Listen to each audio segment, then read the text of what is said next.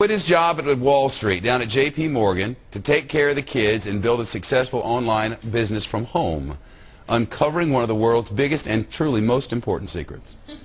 Colonel Sanders' 11 Herbs and Spices, and he thinks he's done it. His name is Ron Douglas, and he's wearing a fancy hat here on Studio B.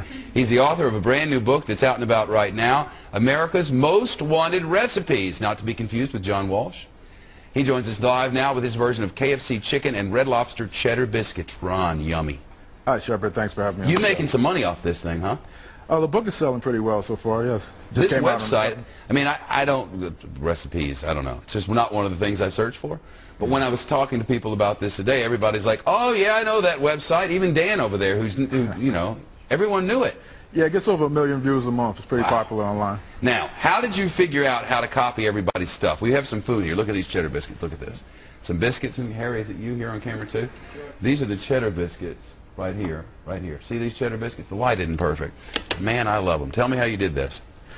Well, I'd like to take all the credit, but actually it was a collective effort between me and the members of my cooking community on RecipeSecrets.net.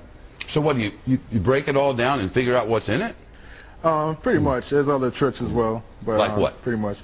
You know, occasionally we go to a restaurant and tell them that my wife is allergic to a lot of different ingredients, and we'd ask them what's in the actual dish because of her allergies. And sometimes they'll tell us, and, you know, depending on where we went. But, you know, it's mainly, I would publish one of these recipes weekly in my weekly email newsletter. And, you know, people would give their feedback, and through trial and error and through a collective effort, we eventually came up with recipes that are really close, if not exact. If the Colonel, God rest his soul, were still with us, he might be a little angry with you.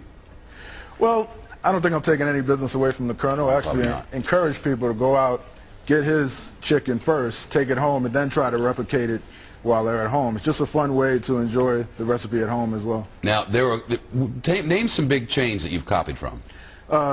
Olive Garden, Cheesecake Factory, Cheesecake Factory, you have to make sure the portions are so enormous so one portion can feed an entire family. Oh, yeah. God knows the food in there. You wonder why America's so darn fat. God, grief. Go ahead. You know, TGIF, you know, all the popular chain restaurants, we pretty much, in my book, there's 57 different restaurants we've copied their recipes from. And it's our version of those recipes, and over 200 recipes in the cookbook as well. I am personally having a chicken leg. I like chicken legs best of all. The legs are the best. That's me. I don't know. You agree, Jessica? Yeah. Does it taste like What did you say, Kim?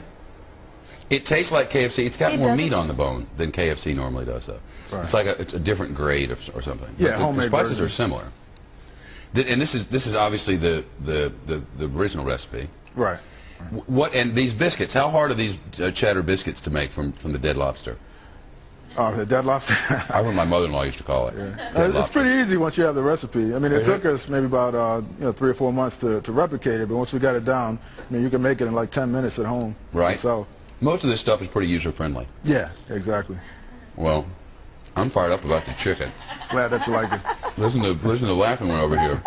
That's the pregnant one. She's ready to get into all this stuff. Right, Jessica? Yeah. That little girl, and you need some food.